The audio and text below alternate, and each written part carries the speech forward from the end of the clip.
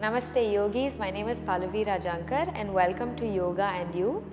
I'm a counseling psychologist and a yoga teacher, and today we're bringing together mental health, physical health and emotional health. Today we're going to be doing a two-part series on yoga for digestion. Now this is so important because the gut is called the second brain. Your gut and your brain are in constant communication through our nervous system, and there are certain microorganisms in the gut that actually help regulate our immune system. So now let's move into certain things you can do around mealtime, certain asanas and pranayamas that you can do around mealtime to actually help digest your food better. So first thing we can do is before eating. Before eating, when we're actually going to approach our food, we want to make sure that our minds and our bodies are in a state of calm. When we are in a state of calm, the body moves into the parasympathetic nervous system, which is the rest and digest system. When we're in this rest and digest system, the energy in the body actually has a chance to go into the digestion. As opposed to when we're anxious or when we're trying to run away, the body goes into the fight or flight system where the body has no energy to actually digest our food. So we want to make sure that we're in a parasympathetic nervous system, and we can do that by just placing one finger underneath the nose. When you place the finger underneath the nose like this, just notice for a moment which nostril is dominant or if any nostril is blocked. Do that with me for a minute and just notice your breath. Ideally, you want to make sure that the breath is coming out of the right nostril when you are approaching your food. This is a sign that the body is in the parasympathetic nervous system. Now, a lot of us with the lives that we lead, we're not always balanced in the way that we breathe. So let's do a pranayama or a breath work to make sure that the body is in the parasympathetic nervous system. Right? So we're going to move into a pranayama called Dhanurasana. So for this pranayama, I'm going to ask you to come into Vajrasana position, which just means that you will bring your knees together and your toes touching at the back, right? So the hips sit on the heels, toes touching, or toes can be not touching. I'm going to face you once more to show you, right? And now I'm going to ask you to keep your hands like this, your thumbs facing up and your forefingers facing inwards. Now just keep these four fingers in the armpits of both your arms. So your thumbs are facing your face. And now together I invite you to just close your eyes. Let me do the counting. And we'll take a few deep breaths in and out to my count. So ready? Inhaling for 3, 2, 1. Exhaling for 3, 2, 1. Same thing again. Inhaling for 3, 2, 1. Exhaling for 3, for 2, 1. Slightly longer. Inhaling for 4, 3, 2, 1. Exhaling slowly for 4, 3, 2, 1. Even longer. Inhaling for 5, 4. Fill the body up with air. 3, 2, 1. Exhaling for 5, 4, 3. With control. 2 and 4, 1. Gently opening the eyes, releasing the hands back down to the thighs. If you're comfortable like this, you can continue sitting like this. And we'll move into what you can actually do during the meal time. Now during the meal time, a lot of us have been very accustomed to sit at a table and a chair to eat, right? And there's nothing wrong with that. It's just the way that our lifestyles have changed. But something that we can do to actually aid our bodies is to sit in Sukhasana, which is a comfortable pose. So we're going to come out of Vajrasana. We're going to bring our legs in front, right? So from here, gently bring the right heel into the pelvic region, left heel in front of the right ankle. You make sure that the knees are facing forward and on the ground. Now if you have very tight hips, your knees might be up like this. You can place a pillow or a block or anything to support your knees and ideally you can come into a position like this, right. So this is level 1 if your hips are quite open, and level 2 if this is quite easy for you, you can place the right foot in this wedge between your pelvic region and the thigh and bringing your left foot over the right. So you are in this cross-legged position. For some of you this might be easy, for some of you this might be tough. This is level 2. Either way, for me, for example, this is much easier. So a position like this might be easier to eat. Now the reason we do this is because, like I said earlier, there's a certain amount of energy that is taken to digest your food, right.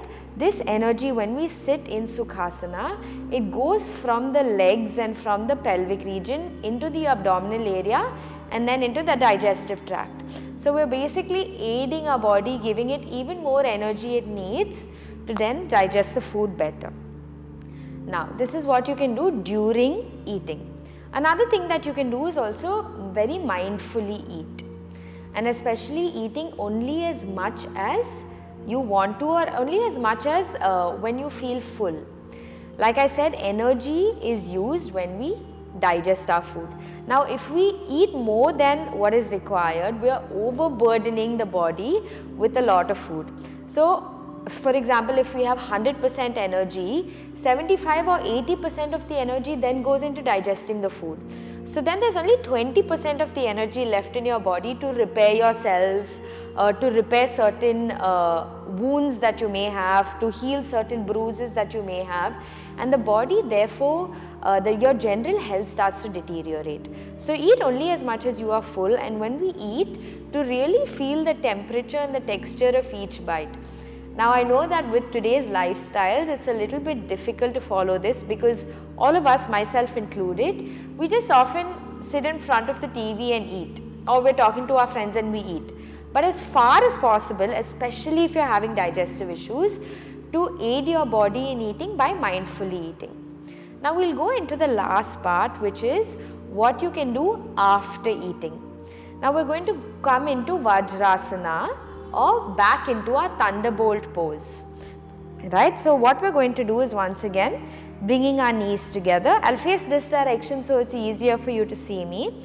Bring the knees together, toes touching, hips on the heels. Allow your body to just stay here. Palms go onto the knees, spine is erect. With me, roll the shoulders back, relax the shoulders down. We'll take a few breaths together. Just do it with me. Inhaling for 3,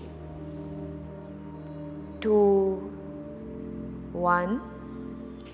Exhaling for 3, 2, 1. Couple of more times. Inhaling for 3, 2, 1.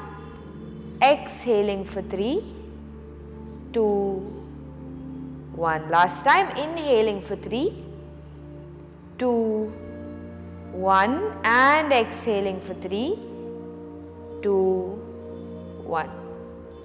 Now oftentimes we hear our grandmothers and our mothers telling us things like sit in this position after your meal, but we don't fully understand the science or the biology of it, and so it just seems like it's not worth doing. Today I am going to tell you that the very simple reason is that when food is going down your throat, down the chest, down the tract, your digestive tract, we're basically allowing gravity to help us move the food down the tract. Now if you eat and you immediately lie down, just by the posture you can see that it's not easy for the food to go down a horizontal tube. But if you hold a tube of water, say like this, and you allow water to move through it, it's much easier for the body to digest. So it's advised for us to sit in this position for about 10 to 15 minutes. If you're feeling like your knees are aching or your ankles are aching, that's actually good. Your muscles are being stretched a little bit, your ligaments are being stretched, and it's good for the body. So staying here for about 10 to 15 minutes is advised. So in this video I have told you what you can do before, during and after your meal, and in the second part of the series I'll show you some general asanas you can do even on a daily basis if you're having digestive issues or if you just want to have better digestion of your food.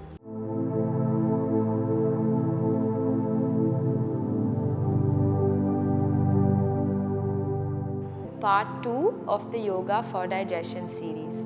Now in the previous video we spoke just a little bit about mindful eating, about what you can do to in that moment help your body to digest before, during and after the meal.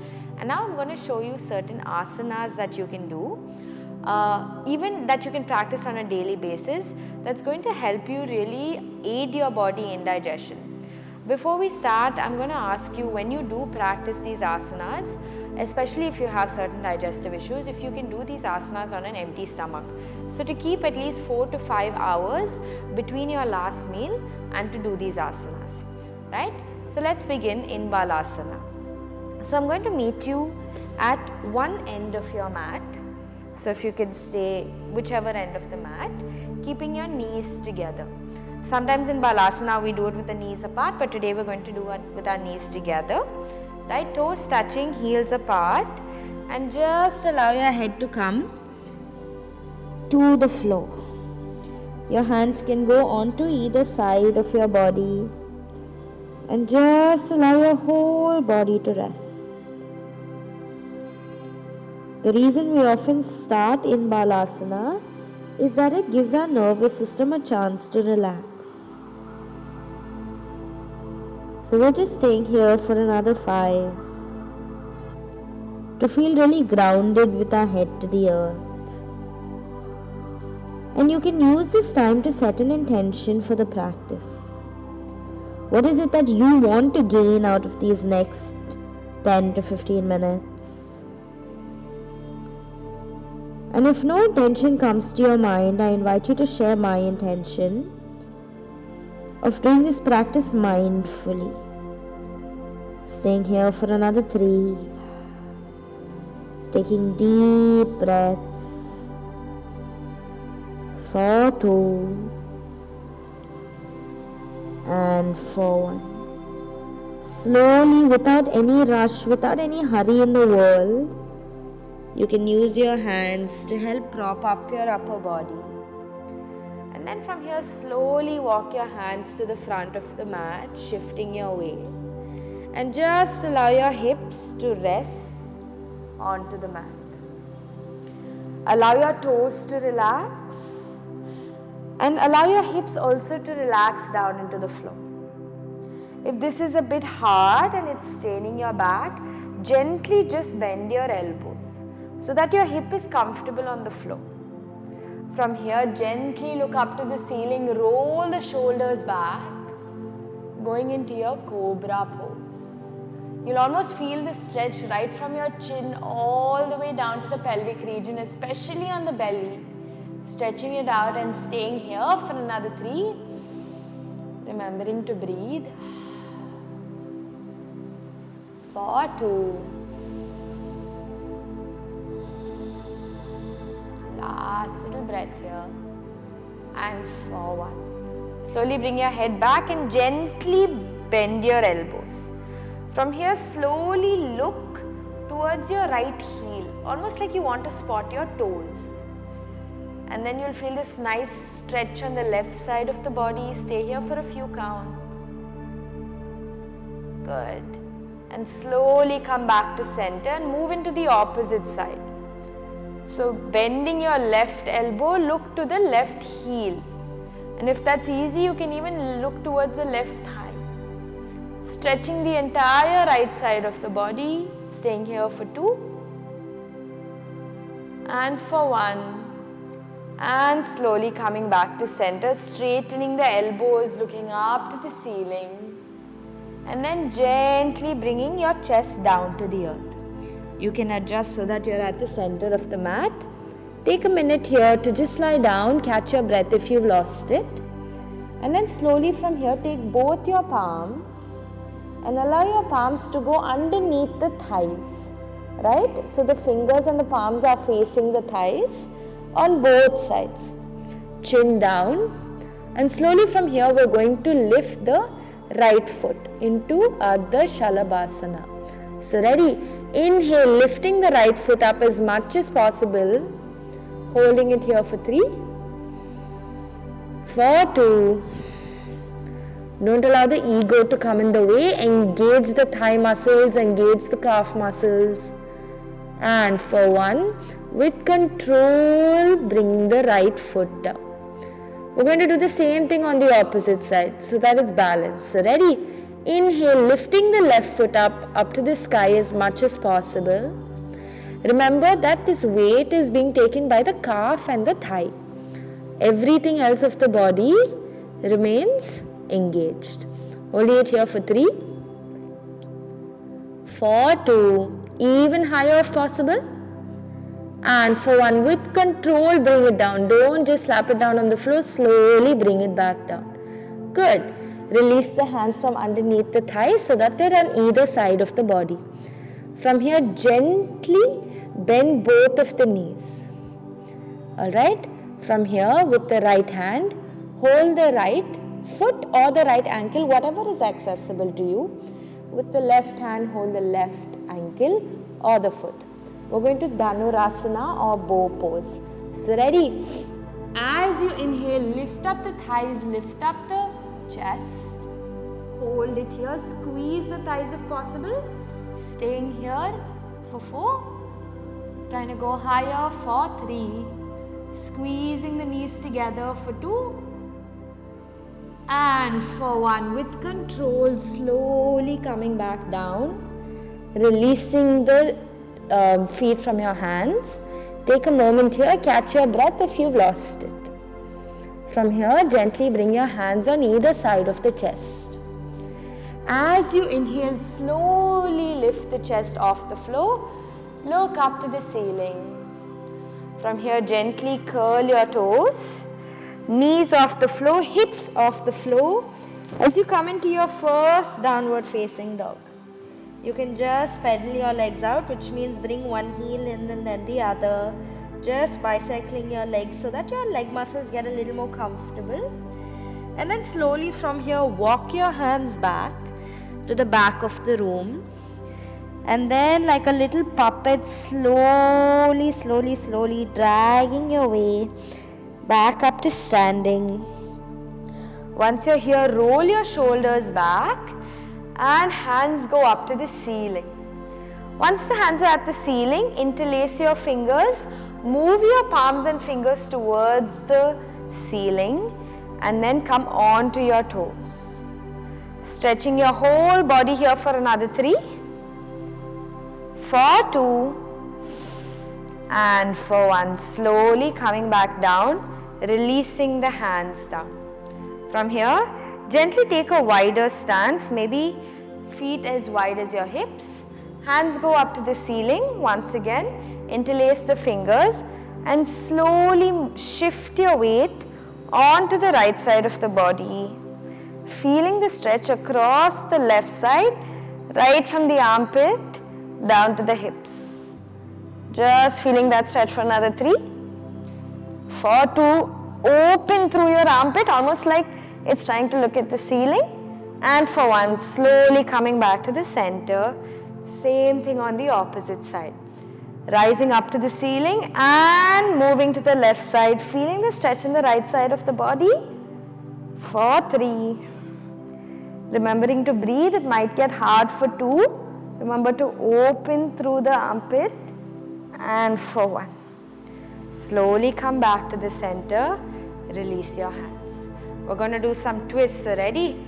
The left hand comes to the right shoulder. Right hand goes to the waist. And look to the back of the room. Twisting. Holding it here. For 3. For 2. And for 1. Same thing on the opposite side. Coming back, right hand goes to left shoulder. Left hand to right hip. Look to the back of the room, feeling that stretch in the back of the spine. Staying here for 3, for 2, and for 1. Slowly coming back to center. From here, you can gently just cross your feet and sit the hips back down. Gently now, allow your legs to stretch out to the front of the mat. We're going to take a Paschimottanasana. So ready? Inhale, hands go up to the ceiling, spine is straight. Exhale, moving your palms forward. Now remember, no ego in the pose. If you're here, that's fine. You can hold your calves, you can hold your ankles, you can hold your toes or your heels, whatever is comfortable for you. Hold whatever is comfortable for you and then inhale, straighten the back, exhale, forward fold. Bend at the elbows so that you can go a little bit deeper into the pose. Holding it here for 4. Remember that no two practices look alike. Every day your body, your practice may look different, and it's certainly this practice is not to be compared. So even if you're just here, it's okay. If this is where you are, that's fine. Go as deep as you can for another 2. Back is straight, not rounded, not hunched, but absolutely straight. And for 1. Slowly take your time to come up, and then this right foot goes over the left leg. Cross it like this. Listen carefully because you might get confused. Right hand goes behind you, left arm goes up to the ceiling. Bend at your left elbow, hook and twist. Look to the back of the room in your Ardha Matsyendrayasana. This pose is great for your digestive system because it's quite literally twisting out all of the inner organs, allowing any toxins to be released. Look even further, try to look to the back of the room for another 2. And for 1, slowly coming back to center, unravel, and we're doing the same thing on the opposite side. So left foot goes over the right leg, left hand goes back, right hand goes over the left knee, hook and twist. You'll feel this beautiful stretch on your back. Try to look to the back of the room, spine is straight. For another 3, for 2, without realizing we store so much tension and tightness in our backs. Release it all out. And for 1. Slowly unravel, coming back and gently move so that you're kind of at the bottom of your mat. We're now going into shoulder stand or Sarvangasana. If you are on your period, I'm going to advise against it. So if you are on your period, you can just lie down and legs go to 90 degrees. If it's in your practice or if you're trying this, do it with caution. From here, allow your hands to come onto your hips. Lifting the hips up slowly with the hands. Placing the hands not underneath of the hips but underneath, or rather behind the rib cage, all while pointing the toes up in the air. Try to get your spine as erect as possible, and you can make this happen by just clenching the core muscles. Just keeping still for a while. Remembering to breathe. In this pose we often forget to breathe. Slowly coming down vertebrae by vertebrae with control. Gently bringing the feet back down towards the very base of the mat. Adjust yourself so that you are in the center of the mat.